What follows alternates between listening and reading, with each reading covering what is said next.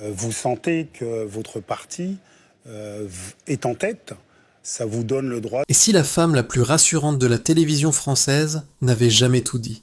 Et si l'homme que l'on croyait irréprochable avait choisi ce moment précis pour frapper là où cela fait le plus mal? Ce matin-là, la nouvelle tombe sans prévenir, comme un coup de tonnerre dans un ciel que l'on croyait calme. Après des années de silence, Liliane Thuram parle, pas pour commenter un match, ni pour dénoncer une injustice sociale, mais pour laisser entendre qu'un secret lourd, presque inavouable, pèse sur son histoire avec Karine Le Marchand. Immédiatement, la France retient son souffle, car Thuram n'est pas un homme comme les autres. Dans l'imaginaire collectif, il incarne la droiture, la constance morale, le silence digne. Quand il parle, on écoute. Quand il se tait, on suppose qu'il protège. Alors lorsqu'il choisit de dire, ou plutôt de suggérer, que derrière l'image lisse et bienveillante de Karine se cacherait une autre vérité, le choc est brutal. Les rédactions s'emballent, les réseaux sociaux s'embrasent, les certitudes vacillent. Pourquoi maintenant ? Pourquoi après tant d'années à préserver une vie privée que beaucoup pensaient définitivement refermée ? La question obsède. Certains y voient un acte de courage tardif, d'autres un règlement de compte froidement calculé. Mais une chose est sûre, ce silence rompu n'est pas anodin. Il intervient à un moment où Karine, elle, s'est déjà livrée comme jamais auparavant, sur son argent, sa maladie, ses peurs les plus intimes. Comme si deux récits parallèles entraient soudain en collision. Dans les cafés, chez le coiffeur, autour des tables familiales, on ne parle plus que de ça. La femme souriante de l'amour est dans le pré, celle qui écoutait les autres se confier, se retrouve brusquement au centre d'une histoire qu'elle ne contrôle plus totalement. Et face à elle, un homme respecté dont la parole pèse lourd, très lourd. La France se découvre alors juge malgré elle, sommée de trancher sans disposer de toutes les pièces du puzzle. Ce qui fascine autant que ce qui inquiète, c'est la précision du timing. Thuram n'a pas parlé au hasard. Il n'a pas parlé au début, ni au cœur de la séparation. Il parle maintenant, quand l'opinion publique s'est attendrie pour Karine, quand son récit personnel a touché une corde sensible. Était-ce le seul moment possible, ou le moment le plus efficace ? À cet instant précis, une certitude s'impose. Ce n'est plus seulement l'histoire d'un couple célèbre qui se joue sous nos yeux. C'est une bataille silencieuse autour de la vérité, de l'image et du pouvoir de la parole. Et dans cette bataille, chaque mot compte, chaque silence aussi. Pour comprendre comment on en est arrivé là, il faut revenir à l'homme que la France croyait connaître par cœur, Liliane Thuram. Pour toute une génération, son nom résonne encore comme une promesse tenue. Liliane Thuram n'a jamais été qu'un simple défenseur. Il était le rempart, le dernier geste juste, celui qui empêche la faute, celui qui ne triche pas. Champion du monde en 1998, visage sérieux au milieu des sourires, il incarnait déjà autre chose que la victoire, une forme de droiture silencieuse. Après le football, là où tant d'anciens champions se perdent dans la nostalgie ou le clinquant, Thuram a choisi une autre voie, la parole. Une parole réfléchie, posée, souvent grave. Il s'est fait pédagogue, militant, conscience morale. Racisme, discrimination, mémoire coloniale. Ses combats dépassèrent le sport. Et peu à peu, dans l'esprit du public, une équation simple s'est imposée. Thuram parle vrai parce qu'il parle peu. Ce capital symbolique est immense. En France, on accorde une valeur presque sacrée à ceux qui semblent n'avoir jamais trahi leurs idéaux. Thuram faisait partie de cette catégorie rare. Un homme que l'on écoute sans méfiance. Un homme dont les silences étaient interprétés comme des preuves de dignité. Car se taire, dans notre imaginaire collectif, c'est souvent refuser le scandale, protéger l'intime, rester au-dessus de la mêlée. Mais le silence est-il toujours une vertu, ou peut-il devenir, avec le temps, une stratégie ? Pendant des années, Thuram n'a rien dit de sa vie privée, pas un mot sur sa relation passée, pas une phrase ambiguë, pas une confidence malheureuse. Cette retenue a renforcé son aura. Elle a nourri l'idée d'un homme maître de lui, incapable de bassesse. Et pourtant, c'est précisément ce silence prolongé qui rend sa prise de parole actuelle si troublante. Car lorsqu'un homme aussi mesuré décide enfin de parler, chaque mot devient un événement, chaque sous-entendu une bombe à retardement. Il ne livre pas un récit détaillé. Il ne s'abandonne pas aux confidences. Il suggère. Il laisse planer le doute.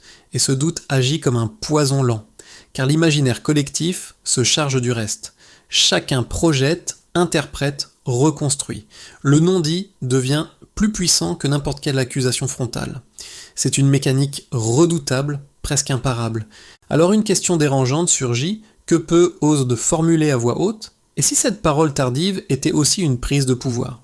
Non pas un cri de douleur, mais un geste calculé, conscient de l'impact médiatique. Car Thuram sait comment fonctionne l'opinion. Il sait qu'en France, la parole d'un homme perçu comme juste pèse plus lourd que celle d'une femme déjà exposée. Faut-il pour autant douter de sa sincérité? Pas nécessairement. Les blessures les plus profondes sont parfois celles que l'on garde le plus longtemps enfouies. Peut-être a-t-il attendu des années pour trouver la force de parler. Peut-être a-t-il cru jusqu'au bout que le silence suffirait à apaiser le passé. Mais le fait demeure. Parler maintenant, c'est choisir un moment précis, et ce choix n'est jamais neutre. Dans cette affaire, Thuram n'est ni un héros, ni un bourreau. Il est un homme avec son histoire, ses non-dits, ses regrets possibles. Mais il est aussi une figure publique, consciente du poids de son image.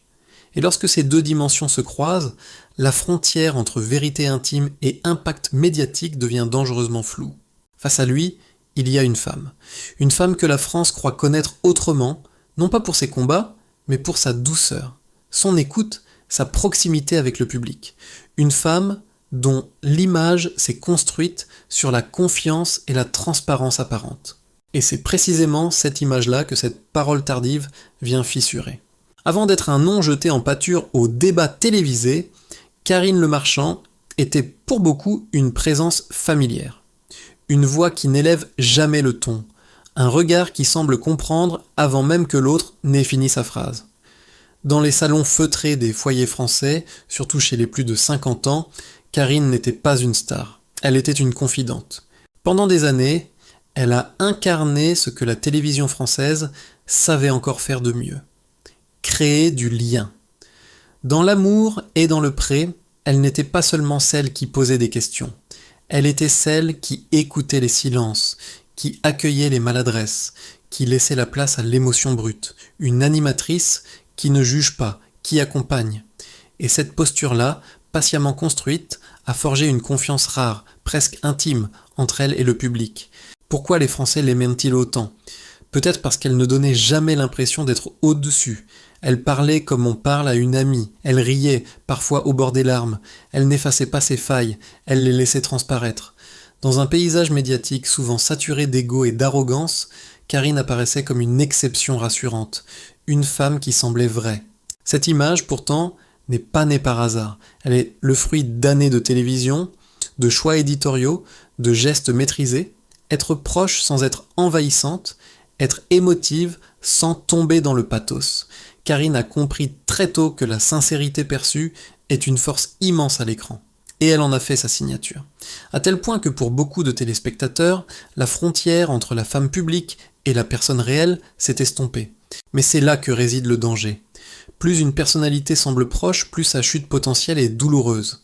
Car on ne se sent pas simplement déçu, on se sent trahi. Quand une figure distante déçoit, on s'indigne. Quand une figure familière vacille, on souffre. Au fil du temps, Karine a accepté de livrer des fragments de son histoire personnelle, son enfance marquée par la précarité, une mère courageuse, les fins de mois difficiles. Ses confidences n'étaient pas spectaculaires, mais elles résonnaient profondément chez un public qui lui aussi connaissait des sacrifices silencieux. Elle devenait alors le miroir d'une France modeste, laborieuse, souvent invisible. Et puis il y a eu ce glissement progressif vers une parole plus directe, plus exposée. Parler d'argent, parler de peur, parler de ce besoin presque obsessionnel de se mettre à l'abri. Là encore, beaucoup ont salué le courage, d'autres ont commencé à s'interroger. Où s'arrête la confession sincère? Où commence la mise en scène?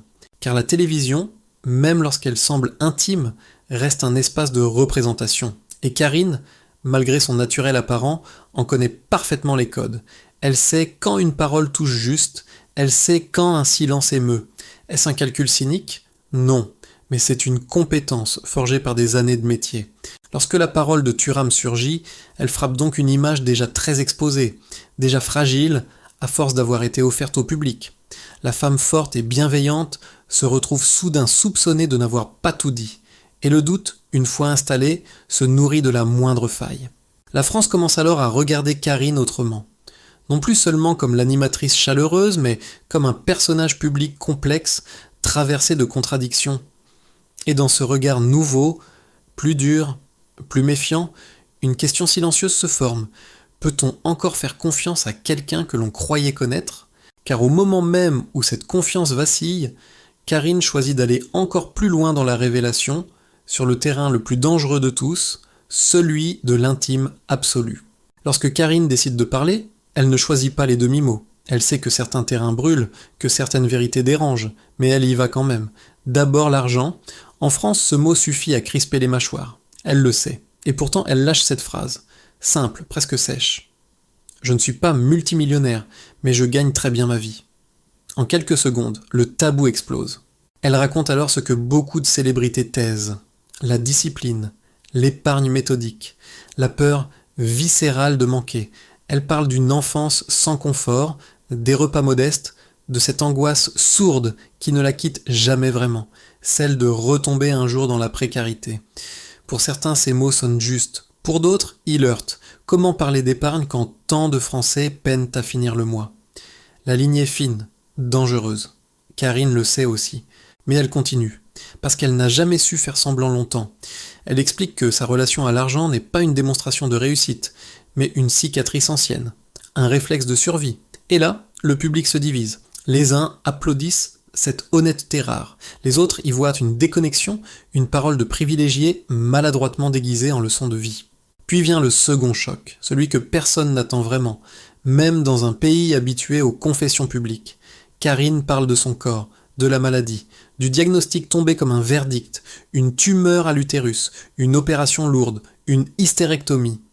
Et soudain, la femme souriante laisse apparaître une fragilité brute, presque insoutenable.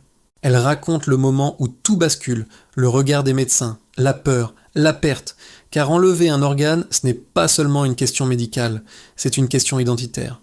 Qu'est-ce qu'être une femme quand on ne peut plus donner la vie ? Cette interrogation, Karine la pose à voix haute, là où tant d'autres femmes la gardent enfermée au fond d'elle-même. Et cette fois, l'émotion est unanime.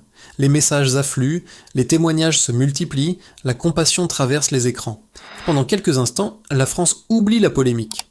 Elle voit une femme debout, qui ose dire l'indicible. Une femme qui refuse de cacher ses blessures. Mais cette vague d'émotions, aussi puissante soit-elle, n'efface pas totalement le malaise. Car une question persiste, sourde, insistante. Pourquoi tout dire maintenant ? À force de se dévoiler, Karine donne l'impression de reprendre la main sur le récit, de ne plus laisser les autres parler à sa place. Est-ce une nécessité intime ou une stratégie consciente ? Peut-être les deux. Dans un monde médiatique, où le silence est aussitôt rempli par les rumeurs, parler devient parfois une forme de défense. Mais cette défense a un coût. Plus on montre, plus on s'expose. Et c'est précisément à ce moment de vulnérabilité maximale que la parole de son ancien compagnon résonne le plus fort. Comme un écho dissonant, comme une ombre projetée sur un visage déjà fatigué par l'exposition. La maladie humanise Karine, l'argent divise, et au milieu de ce tumulte, le doute s'installe, lentement mais sûrement. La France se retrouve alors prise entre deux élans contradictoires. La compassion pour une femme éprouvée, et la suspicion alimentée par une parole masculine, rare, lourde de sens, qui suggère que toute cette transparence ne serait peut-être qu'une façade sincère, mais incomplète. À ce stade de l'histoire, plus rien n'est simple. Ce qui aurait pu rester un drame intime est devenu un affrontement silencieux, presque abstrait, où les protagonistes ne se répondent jamais directement, mais où chaque parole semble viser l'autre. D'un côté, une femme qui se dévoile jusqu'à l'os. De l'autre, un homme qui parle peu, mais dont chaque mot pèse comme un verdict. La question qui obsède désormais l'opinion publique est brutale. Dit-il la vérité ou règle-t-il ses comptes ? Et derrière cette interrogation se cache une réalité plus inconfortable encore. Dans les histoires de couples brisés, la vérité n'est presque jamais pure, ni totalement fausse. Elle est fragmentée, émotionnelle, parfois contradictoire. Pourquoi parler maintenant ? Cette question revient comme un refrain. Certains avancent l'hypothèse d'une colère longtemps contenue. D'autres évoquent une blessure narcissique, ravivée par l'exposition médiatique de Karine, car voir son ex-compagne devenir le symbole de la résilience, de la sincérité, pendant que soi-même reste en retrait, peut réveiller des sentiments enfouis, même chez les hommes les plus respectés. Il y a aussi la temporalité médiatique. En 2025, le silence n'est plus neutre. Il est interprété, disséqué, suspecté. Se taire trop longtemps, c'est laisser les autres écrire l'histoire à votre place. Parler, même tardivement, c'est reprendre le contrôle. Mais reprendre le contrôle, est-ce encore chercher la vérité ou déjà influencer la perception ? Ce duel n'a rien d'un clash spectaculaire. Pas d'insultes, pas de révélations explicites. Et c'est précisément ce qui le rend si troublant. Tout se joue dans les sous-entendus, dans ceux que l'on ne dit pas, dans ceux que chacun laisse le public imaginer. Le secret évoqué, jamais nommé, agit comme une ombre portée. Il transforme la transparence de Karine en soupçon permanent. Il instille l'idée qu'il manquerait toujours une pièce au puzzle. Le public, lui, est pris au piège, car choisir un camp, c'est simplifier une réalité qui ne l'est pas. Soutenir l'un, c'est risquer de minimiser la souffrance de l'autre. Et refuser de choisir, c'est accepter l'inconfort, la zone grise, l'incertitude. Une position difficile, mais peut-être la plus honnête. Les plateaux de télévision s'enchaînent. Les psychologues parlent de mécanismes de défense. Les spécialistes de la communication analysent une stratégie. Les journalistes cherchent le détail qui ferait basculer l'opinion. Mais ce détail ne vient pas, et peut-être ne viendra jamais, car certaines vérités, surtout celles qui concernent l'intime, ne se prêtent pas à la lumière crue des projecteurs. Ce qui est certain, en revanche, c'est que cette affaire dépasse désormais les deux personnes concernées. Elle interroge notre rapport collectif à la parole publique. À qui accorde-t-on le droit de dire la vérité ? À celui qui souffre le plus ? À celui qui parle le mieux ? Ou à celui dont l'image inspire le plus confiance ? En exposant ses fragilités, Karine a pris un risque immense. En rompant le silence, son ancien compagnon en a pris un autre. Et entre ces deux risques, la société observe, juge, commente, projette ses propres peurs, ses propres blessures. Car au fond, chacun reconnaît dans ce duel quelque chose de familier. Une séparation mal digérée, une parole retenue trop longtemps, une vérité qui arrive toujours trop tard. À ce stade, une évidence s'impose. Cette histoire n'est plus seulement celle de deux figures publiques autrefois unies, elle est devenue un miroir tendu à toute une société. Car si la France s'est autant passionnée pour cette affaire, ce n'est pas uniquement à cause d'un secret suggéré ou d'une parole tardive. C'est parce que chacun y projette ses propres interrogations, ses propres blessures, ses propres contradictions. Derrière le visage rassurant de Karine, beaucoup ont vu leur mère, leur sœur, leurs amis, des femmes fortes en apparence, mais marquées par des peurs anciennes, par le manque, par la maladie, par la nécessité de tenir debout coûte que coûte. Lorsqu'elle parle d'argent, elle parle en réalité de survie. Lorsqu'elle parle de son corps, elle parle d'identité.